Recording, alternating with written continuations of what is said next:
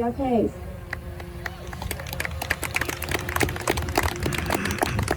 Hello. So I'm an addict in recovery, and addiction really it consumed my life.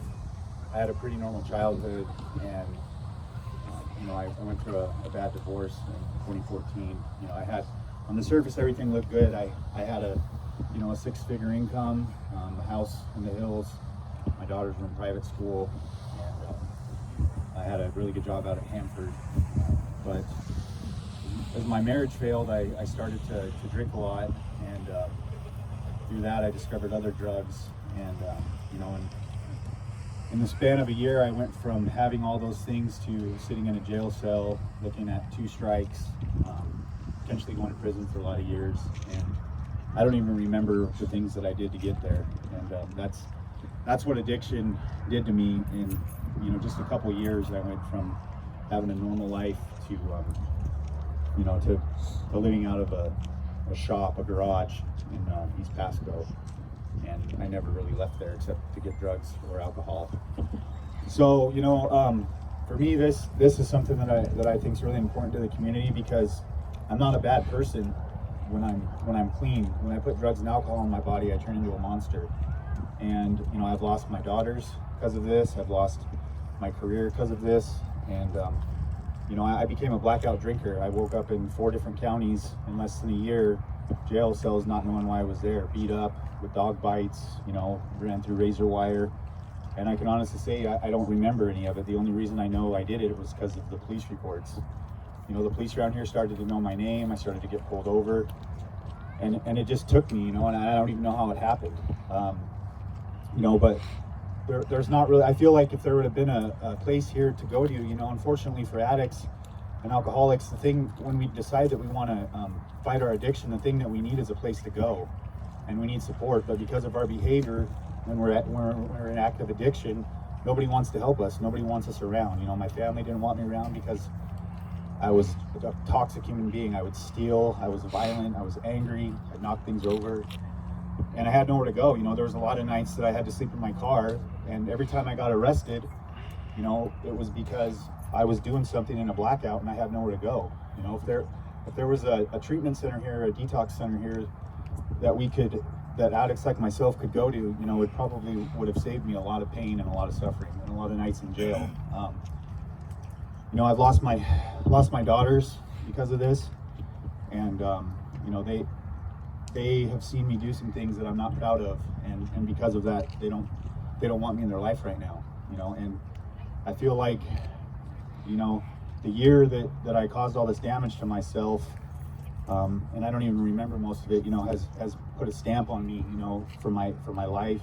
I lost all my friends, and a lot of people didn't want me around. But I believe I'm a sick person. I'm not a bad person.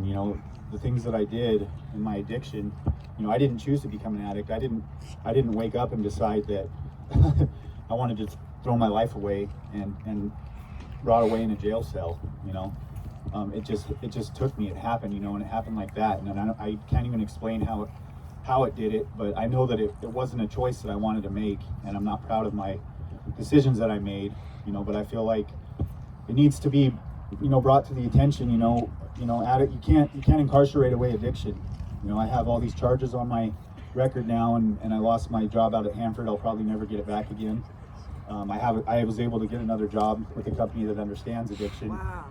But sorry, I lost my train of thought there. You're all right. I just feel like it needs to be brought to light, because I know there's a lot of times I wanted help, and I didn't know where to go. I didn't know where to turn. There's not very many resources here in this community for addicts other than the Benton County Jail or Franklin County Jail. That's where I would get clean, was in the jail, and that's not a fun place to get clean. And the reason I would abscond from the law and run from the law was because I didn't want to detox in jail. If there was a place here that people could go to, and get help, I think it would be wonderful for the community, and the crime rate would go down significantly. Every crime I committed was when I was in a blackout or a drug-induced state and didn't have anywhere to go.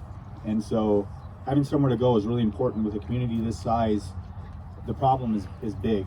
You know, the problem is really big. I've seen a lot of people overdose. I've had friends die. You know, I've been stabbed 3 times. And, you know, 5 years ago, I was a lead out at Hanford, you know, and I'm the poster child for what drug addiction can do to your life. And it happened to me really quick. So I really think that this is a good thing that we're doing here. I think we need a lot more support. I think there needs to be, you know, the word needs to get out. I think the police and the community and everybody needs to work together to treat this as a disease and not a moral deficiency or you know, drug addicts aren't bad people. We're sick people, and you know, and this community can do better in helping us, you know, and getting the resources here in order to, you know, help solve addiction problems. So, I think that's all I got. Thank you. Thank you, Geoff. Eric, would you